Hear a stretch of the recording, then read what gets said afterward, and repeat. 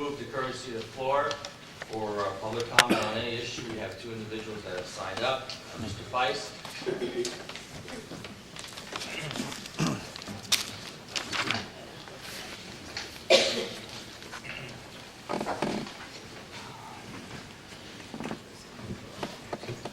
Good evening. As Name and address just for the record. the President said, sure, Scott Feist, 161 Longenbach Avenue, Nazareth, and I'm with Simon Sanitation. I just want to speak a little bit about the article and the current proposal or proposed single hauler system. First of all, there's right off the bat quite a few misconceptions. I don't know if you guys, everybody probably read the article by now, saw the article, big picture on the front.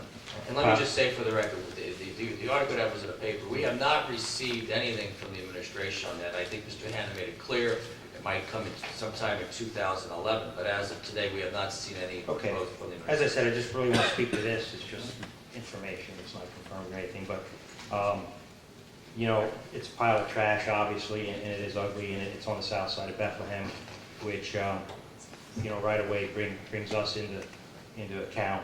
Unfortunately, the article states, you know, Bethlehem has impeccably kept downtown.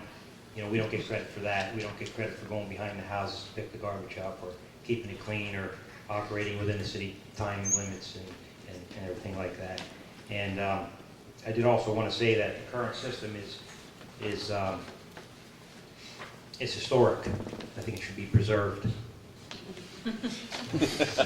Just kidding. But you know, the article does say that you know, Bethlehem's one of the most progressive cities, and I think, you know, instead of looking at it as, you know, why don't we just do what everybody else does and go with a single hauler, you know, I think we have a system that works here, and it works well. You know, back to the picture in the article and in the south side of Bethlehem, you know, there are certain things that are inherent to the south side that are not going to change with contract hauling. Lehigh University has students, there are a lot of students over there, and it's a good thing they're there. You know, God bless them, they bring revenue, you know, they're our children are our future, but they are messy. And I don't see that changing. It's not high on their list of things. So contract hauling is not going to change that. For some reason on the south side of Bethlehem, we have a lot of absentee landlords. We have a lot of them from, you know, it could be people that have gone to Lehigh University and purchased properties. I mean, they're from New Jersey, New York, Delaware, Maryland, Virginia, anywhere.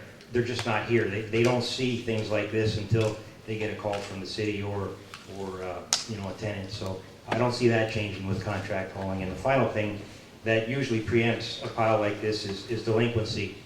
And you know, right now that's our problem, and obviously the health bureau's problem, the health department.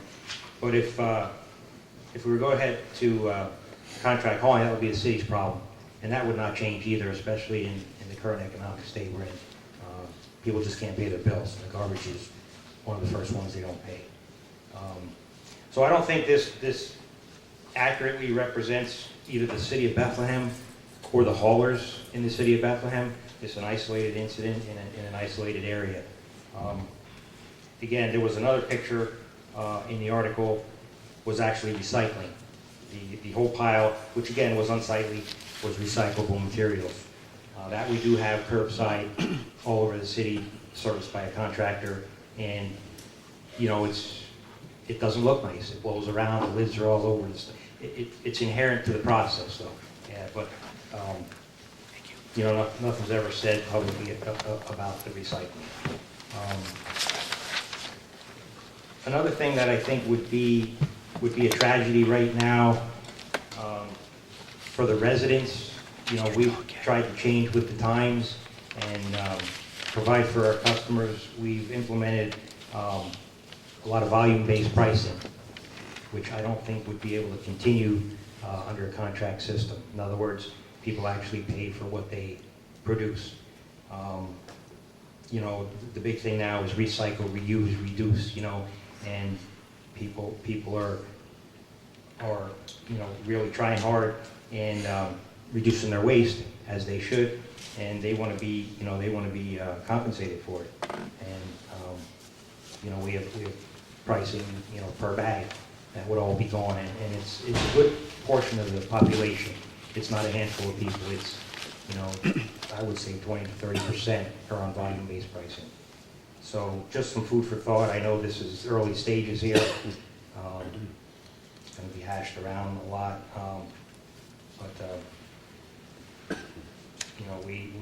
I think we have one of the best systems there is. Thank you. Thank you.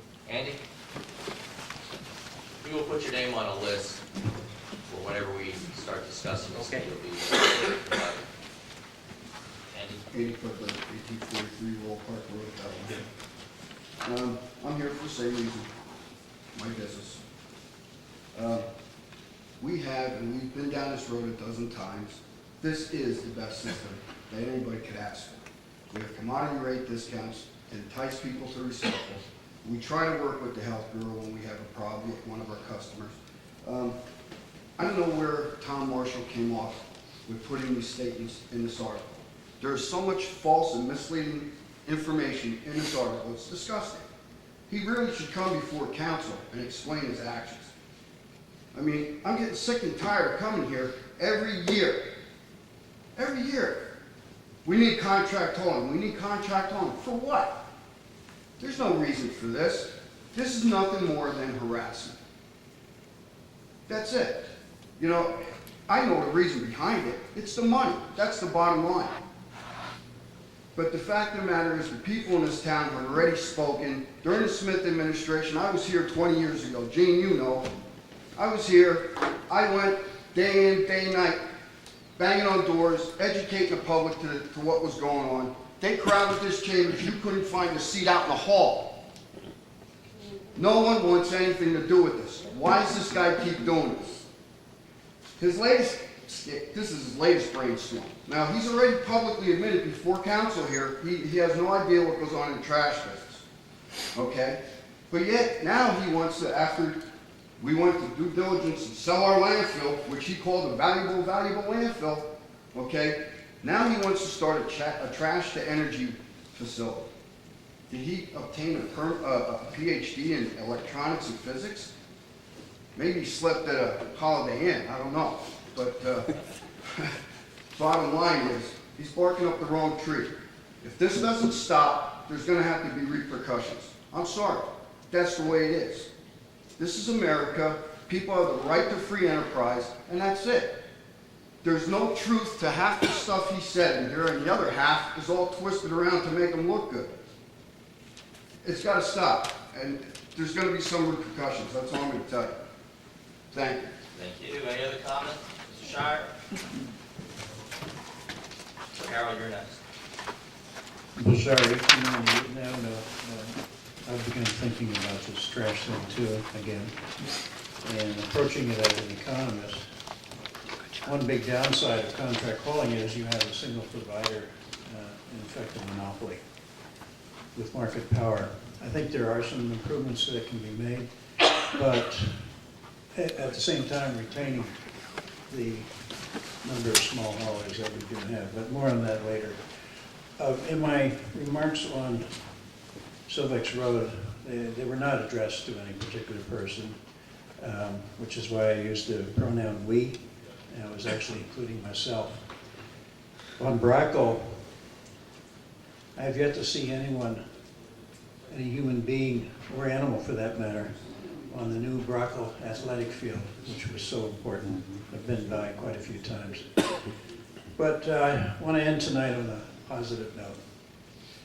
Mr. President, as you saw yourself on October 20th, the first town hall lecture was a definite success. At one time, I counted 48 people in this chamber. Possibly more importantly, at the conclusion of the lecture, over half of the people stayed and were involved in a total of 8 separate discussions that developed all over the room. Both presenters were effective users of the PowerPoint capability. Lehigh Professor of Sociology Judith Lasker convincingly demonstrated that community ties are conducive to individual health.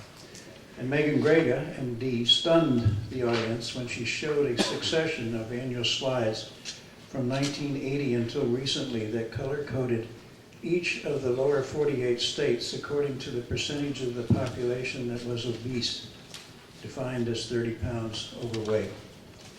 New colors had to be frequently introduced as the worst states progressed from more than 10% obese to more than 30% obese. Incidentally, if anybody's interested in a copy of these slides, I can tell you how to get them.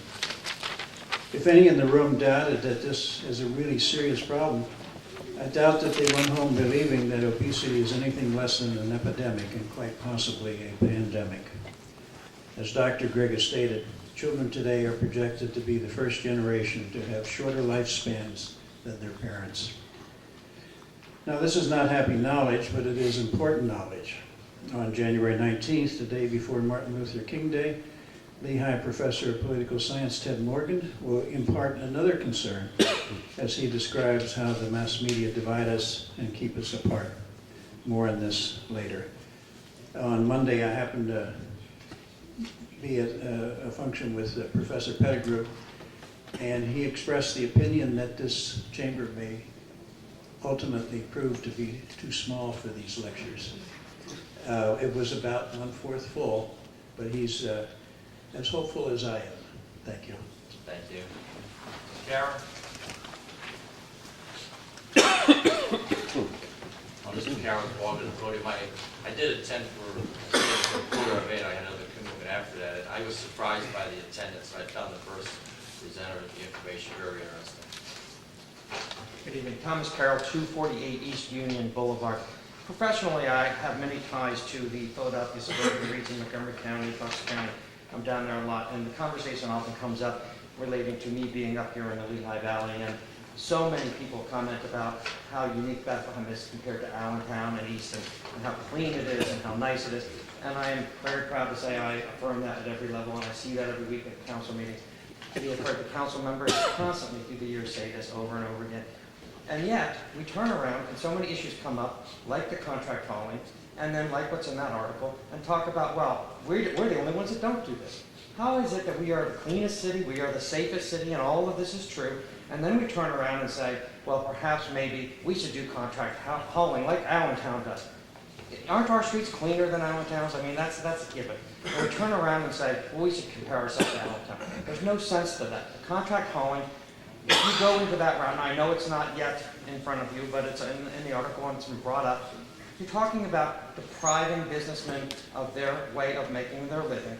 And you tie that to what we've heard tonight in several issues that on the surface may not seem to connect. When you talked about the alarms, when you talked about the guns, and now you're talking about garbage hauling. It is overreaching of city government. It is talking about taking deprivation of our basic liberties and forgetting that you as representatives of a representative republic need to remember that the people are in charge and not the government. You're supposed to be our representatives. You're not supposed to take away our freedoms and our rights to make a living. And that's what you'll be doing when you take and look and say, we have to collect garbage just to make money. Because follow the money. That's always the bottom line. Follow the money.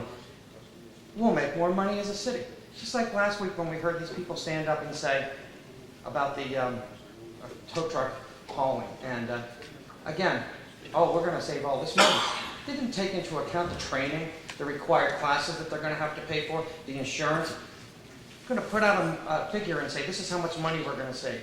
How does this all tie in? Well, you are now, as a council, all going to start the budget process. And again, you're going to look at all these things. I implore you, think outside of the box, think about the people and the economy, and think about our individual liberties when you actually look forward to this budget and this budget process. Last year, you all complained. You sat there and said, this process is too quick. We don't get the budget until too late in the year. We can't really adjust this. And now you're going to turn around and in a very short period of time vote for a budget. And all of these things are either going to come up now or next year. And I just ask that you sort of, in a sense, I know I may not tie them together as logically as I would like to, but they do tie together. And I ask you to consider all that when you go through this process in the next several weeks in terms of your budget process, voting for next year's budget. Thank you. Thank you. Mrs. Smack?